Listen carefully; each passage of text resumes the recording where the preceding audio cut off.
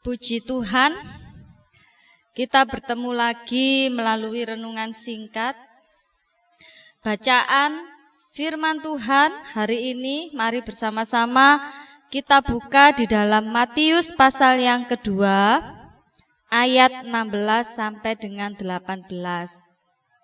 Pembunuhan anak-anak di Betlehem. Ketika Herodes tahu bahwa ia telah diperdaya oleh orang-orang Majus itu, ia sangat marah.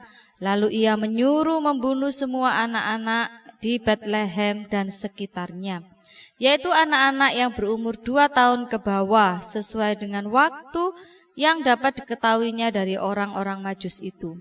Dengan demikian genaplah firman yang disampaikan oleh Nabi Yeremia. Terdengarlah suara di Rama, tangis dan ratap yang amat sedih. Rahel menangisi anak-anaknya dan ia tidak mau dihibur sebab mereka tidak ada lagi. Bapak, Ibu, Saudara yang dikasihi Tuhan, tema renungan singkat hari ini saya memberikan tema Stop Marah. Di perikop ini, yaitu Matius 2 ayat 16 sampai 18, saya akan membahas tentang Herodes. Khusus tentang Herodes. Awal mula kemarahan Herodes bisa kita lihat pada ayat yang ketiga. Pada saat itu Herodes terkejut dengan berita kelahiran Yesus. Mengapa? Herodes takut posisinya sebagai raja wilayah tergeser. Ketakutan itulah yang akhirnya menimbulkan pikiran negatif di dalam diri Herodes. Ada pikiran yang selalu curiga, ada pikiran yang iri hati. Dia takut karena yang lahir adalah seorang raja. Dia benar-benar takut tatahnya nantinya akan jatuh ke bayi itu.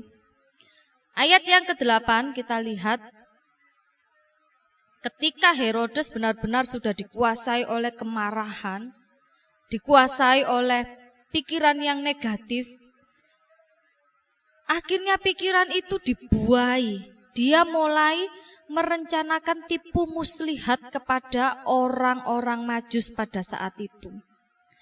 Pada ayat-ayat sebelumnya dikatakan Herodes memberi pesan kepada orang Majus, nanti kalau sudah ketemu bayi itu, kalian datang kemari,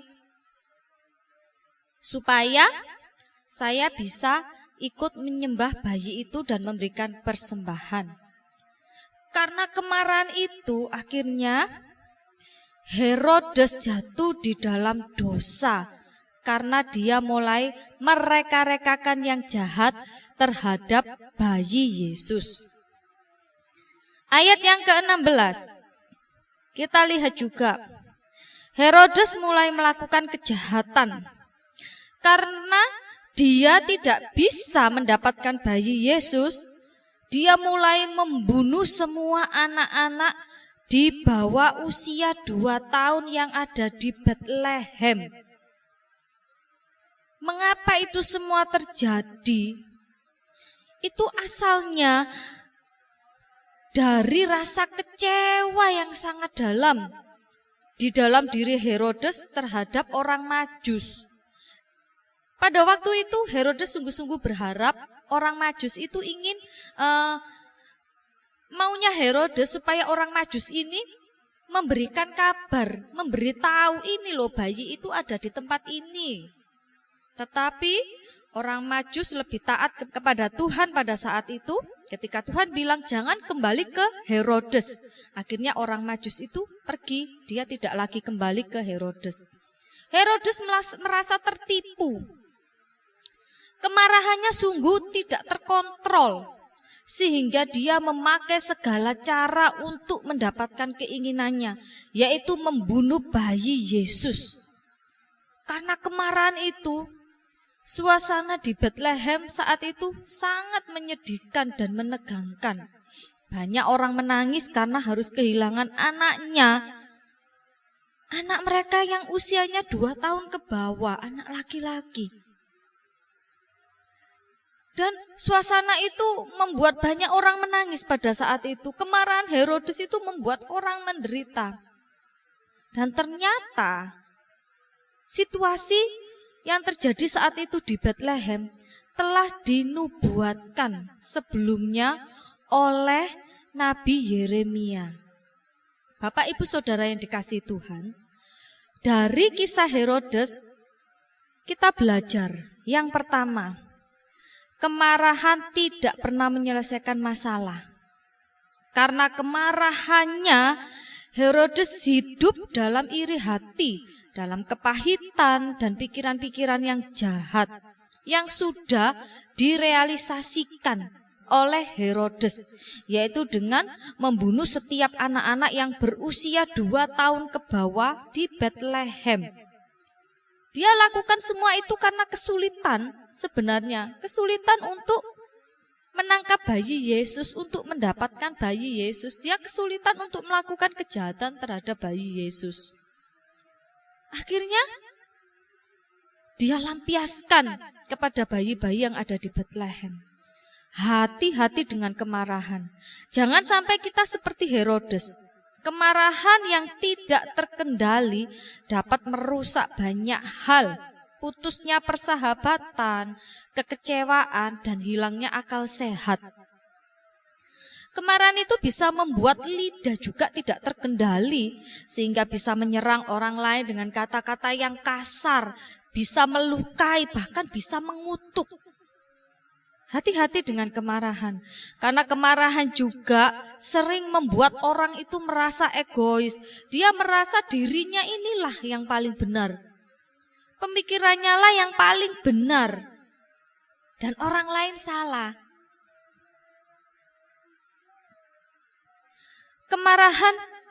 Kemarahan itu juga bisa merugikan orang lain dan membuat orang lain menderita.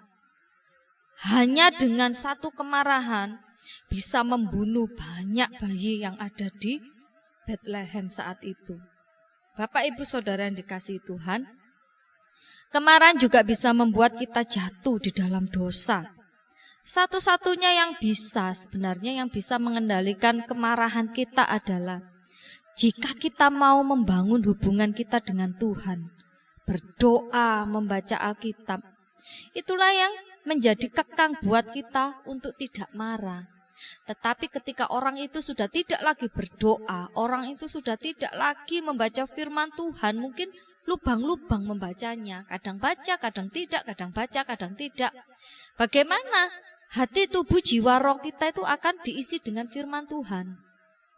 Itu tidak akan pernah terjadi. Tapi ketika kita rutin, kita mau membaca firman dari hati kita, saya percaya itu akan jadi kekang buat kita. Lalu apakah kita tidak boleh marah? Mari kita lihat di dalam Efesus pasal yang ke-26 ayat 27 dikatakan, apabila kamu menjadi marah, janganlah kamu berbuat dosa, janganlah matahari terbenam sebelum padam amarahmu, jangan beri kesempatan kepada iblis. Silakan marah, tetapi dalam kemarahan itu kita juga harus bisa mengendalikan diri kita. Mungkin kita menegur orang, gak apa-apa kita tegur mereka, tapi tegur dengan kasih. Kalau dia bersalah, gak apa-apa kita tegur, kita marahi, tapi jangan sampai perkataan kita, kemarahan kita akhirnya menimbulkan akar pahit pada diri orang itu. Dia berdosa karena punya akar pahit, kita pun juga berdosa karena telah membuat orang lain menjadi kepahitan dengan kita. Di dalam Amsal 20 ayat 3 juga mengatakan, terhormatlah seorang jika ia menjauhi perbantahan, tetapi setiap orang bodoh membiarkan amarahnya meledak. Orang yang lekas marah, orang yang kemarahannya meledak-ledak tanpa bisa dikendalikan, Amsal 20 ayat 3 dikatakan, dia bodoh. Tetapi setiap orang bodoh, katakan seperti itu, membiarkan amarahnya meledak. Bukan saya, tetapi Amsal 20 ayat 3 yang mengatakan. Mari kita kendalikan diri kita kendalikan. Karena kemarahan tidak akan bisa menyelesaikan masalah. Menambah masalah iya. Nah, ayat yang kedua, dari kisah Herodes, kita belajar yang kedua, tidak ada yang bisa menghalangi rencana Allah. Kemarahan Herodes yang mengakibatkan dia berbuat jahat, yaitu dengan berusaha menghalangi kehadiran bayi Yesus yang disebut sebagai raja, gagal total. Kadang Tuhan bisa loh memakai siapapun untuk menggenapi rencananya, termasuk memakai orang jahat sekalipun. Pertanyaannya, ketika Tuhan memakai orang-orang di sekitar kita, mungkin dia menegur kita dengan rasa marahnya, apakah kita perlu untuk sakit hati? Tidak usah. Tuhan bisa memakai orang itu untuk menggenapi rencananya. Mungkin kita disakiti orang. Secara manusia kita merasa sakit, kita nggak melakukan apa-apa, kita dituduh. Tetapi ingat, Tuhan bisa memakai orang itu untuk menggenapi rencananya. Tidak ada yang bisa menghalangi rencana Allah. Sekalipun itu kemarahan Herodes, ketika Tuhan sudah merencanakan, Allah sudah merencanakan kelahiran bayi Yesus, itu terjadi. Bapak Ibu yang dikasihi Tuhan, jangan pernah marah. Jangan pernah kecewa, tawar hati terhadap Tuhan saat ada orang yang menyakiti kita karena kemarahan orang tersebut. Biarkan apa yang dia lakukan. Yang penting jaga hati kita, supaya kita tidak kecewa, supaya kita tidak tawar hati. Jangan ikut-ikutan menyakiti. Jangan, itu Tuhan gak mau seperti itu. Kita tidak tahu apa yang melatar belakangi orang itu sehingga dia cepat sekali menjadi yang sensitif, menjadi orang sensitif, menjadi pemarah. Mungkin kalau kita flashback melihat ke belakang tentang orang ini, bisa jadi dia marah terus bawaannya, sensitif terus bawaannya. Mungkin latar belakangnya, mungkin masa lalunya, dia pernah disakiti, dia pernah dikhianati, dia pernah dikecewakan.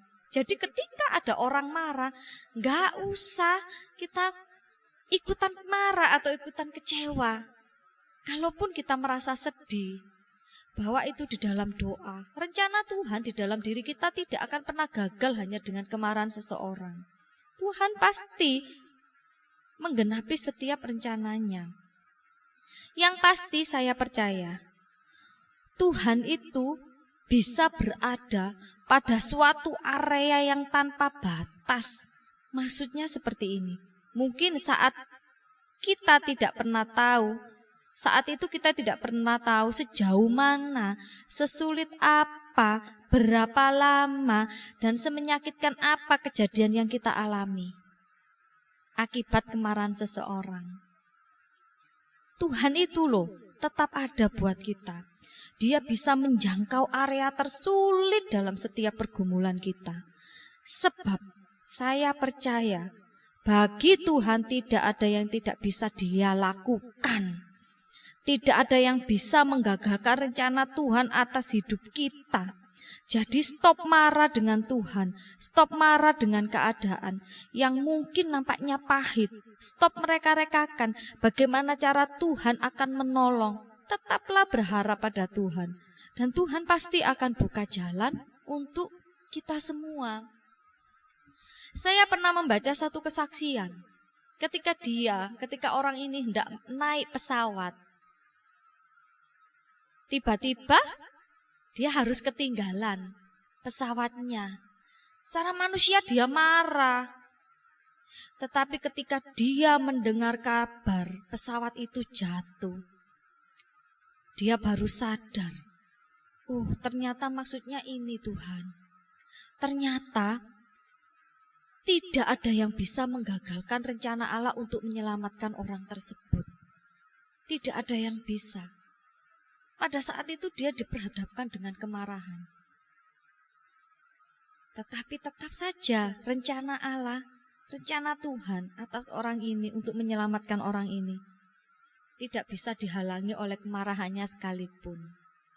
Bapak, Ibu, Saudara yang dikasihi Tuhan, mari belajar. Taruh kekang di dalam lidah bibir mulut kita, taruh kekang di dalam pikiran kita, taruh kekang di dalam hati kita untuk tidak marah. Berlebihan untuk tidak marah yang meledak-ledak. Stop marah. Hanya hubungan kita dengan Tuhan, hanya keintiman kita dengan Tuhan, hanya firman Tuhan yang selalu kita makan secara rohani, kita taruh di dalam hati pikiran kita. Itulah yang akan menjadi kekang untuk kita berhenti marah. Untuk kita tidak membalas kemarahan kepada orang lain yang menyakiti kita. Herodes tidak bisa mengekang dirinya. Sampai akhirnya kemarahan itu membawa dia jatuh di dalam dosa. Jadi Bapak, Ibu, Saudara yang dikasihi Tuhan, dua hal yang kita bisa pelajari dari Herodes. Yang pertama yang tidak perlu kita tiru dari Herodes, kemarahan tidak menyelesaikan masalah. Ingat, kemarahan tidak menyelesaikan masalah. Menambah masalah iya, tapi untuk menyelesaikan masalah tidak. Yang kedua, tidak ada yang bisa menghalangi rencana Allah. Sekalipun orang jahat terhadap kita, dia merancangkan kejahatan terhadap kita, tidak ada yang bisa menghalangi rencana Allah. Justru apa yang dilakukan orang itu akan dipakai Allah untuk menggenapi rencananya. Jadi rencana Allah tidak pernah gagal dalam hidup kita, asalkan kita tetap yakin, tetap pegang teguh firman Tuhan. Demikian Bapak Ibu, renungan singkat dari kisah Herodes yang terdapat di dalam Matius 2 ayat 16 sampai 18. Saya berharap tetaplah bersukacita, tetaplah berdoa. Biarlah kasih Kristus mengalir dalam setiap diri kita. Mari kita berdoa. Tuhan Yesus yang baik, kami mengucap syukur untuk hari ini. Kami berdoa kiranya Tuhan taruh pengendalian diri atas kami. Tuhan taruh kekang di dalam diri kami untuk kami stop marah, untuk kami tidak melampiaskan kemarahan kami terhadap siapapun. Untuk kami benar-benar bisa mengendalikan emosi kami, mengendalikan kemarahan kami. Kami tahu mungkin itu sulit bagi kami Tuhan, tapi kami berharap kasih karunia-Mu, damai sejahtera-Mu itu benar-benar ada dalam hidup kami, sehingga kami benar-benar akan terkendali Tuhan.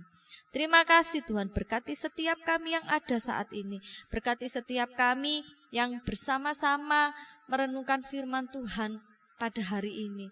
Terima kasih Tuhan, setiap pekerjaan kami, kiranya Tuhan memberkati setiap langkah kami, Tuhan menyertai. Terima kasih Tuhan, kami terima setiap anugerah-Mu, setiap kasih setia-Mu, setiap kebaikan-Mu dalam hidup kami. Di dalam nama-Mu kami sudah berdoa dan mengucap syukur.